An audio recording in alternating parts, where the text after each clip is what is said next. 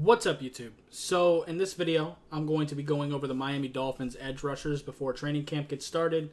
Now, if you watch my defensive line video, you already know how weird this is about to get because of the way SpotTrack kind of lists their players. But I have done these on on defensive linemen, offensive linemen, tight ends, wide receivers, running backs, and quarterbacks at this point. If you want to go check those out, they're on my channel. So now we're getting into edge rushers, and we'll do like linebackers separately. Think people like Jerome Baker, not the pass rushing linebackers, but our actual like linebackers like Will, Sam, Mike, those types of things. We'll go into that in a separate video. So in this video, we won't be talking about Jerome Baker, Duke Riley, Landon Roberts. We won't be talking about any of them.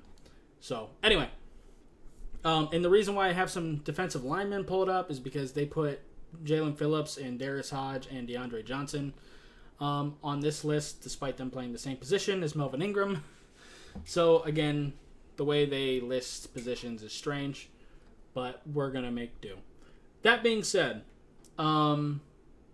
just to kind of explain some things, if you've already watched these videos, I'm sorry I have to keep explaining, but it's very possible someone might run across these for the first time. So you might be unfamiliar with how some of these contracts work. If you look at Zach Sealer, actually we use Melvin Ingram. If we don't re-sign him in 2022, we don't re-sign him this year, he would be an unrestricted free agent, so he could walk and sign to whatever team he wants to go to. But if you look at Darius Hodge in 2024, he would be a restricted free agent, which means, let's say the Bills want to sign him to a one-year deal worth $1 million, and that's the team he wants to go to. We have a certain amount of time to match that offer from the Bills, and if we do, he has to come to us. So, that being said, we'll go ahead and get into it. Also, Jalen Phillips has a club option because he was a first-round pick. All first-round picks get it. So, if we don't sign him after 2024, we can press a button to keep him, or we can let him walk. It's up to us. So, that being said, the Dolphins are still pretty weird with this because, like I said, we move our players around a lot. That'll become very clear when we get to Andrew Van Ginkel, Porter Gustin, and Cameron Good because they play a lot of different positions. But we're going to figure this out. So I said that I would probably keep 5 to 6 defensive linemen, probably 6. Edge rusher, well, let's figure that out together. So Jalen Phillips for sure is going to be here. That's without a doubt. He's our best edge rusher by far. Melvin Ingram is definitely going to be here. Andrew Van Ginkel for sure is also going to be here. And Cameron Good, we just drafted him. He's also going to be here. If you look, a lot of our linebackers we only have 1-year deals with. So Cameron Good being able to be an edge rusher and linebacker, he can play some Sam and stuff like that. Having a 4-year deal for him is a big deal. So he is going to be locked in for us.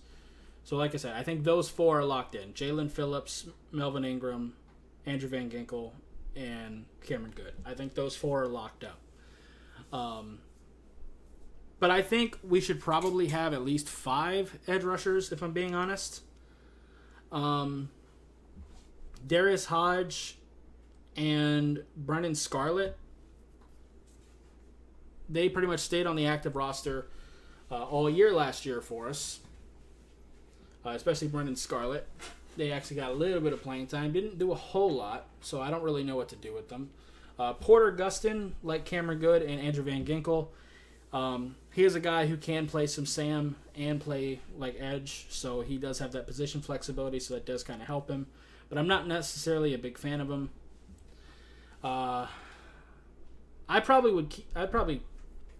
Darius Hodge survived on the practice squad when we put him on there, so I'd probably practice squad him. I might just cut DeAndre Johnson. I'm not really a big fan of him, to be quite honest with you. And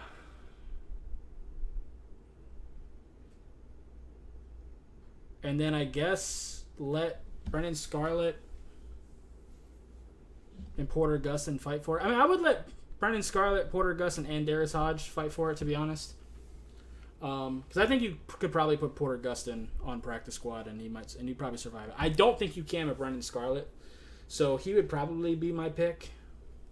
And then if you were saying that you want to keep 6 edge rushers, which I can understand the appeal there, I would say let Porter Gustin and Darius Hodge fight for it, and then just keep Brendan Scarlett outright. I don't know. It's kind of tough. But also, Porter Gustin does have the actual linebacker experience, which would be really good for special teams. So it gets really weird. But like I said, I think the only ones that are locked up is Phillips, Melvin Ingram, Andrew Van Ginkel, and Cameron Good. I think those are the only 4 that are for sure going to be here. And I would probably assume Brendan Scarlett makes this team. He has the most experience here as an edge rusher. He's a pretty solid player, and I'd like to keep him around. And then, like I said, probably...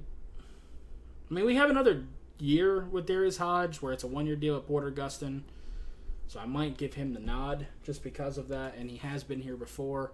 But like I said, Porter Gustin could play a couple different positions. So, yeah, I'd probably keep Brendan Scarlett on the active roster and then let Darius Hodge and Porter Gustin fight for the right to be on the practice squad. That's probably what I would do. So, yeah. Anyway, I think that's probably going to be it for this video. If you liked it, appreciate you hitting that like button. If you have any questions or comments in the comments down below, subscribe if you haven't already, and I'll see you next time. Bye, guys.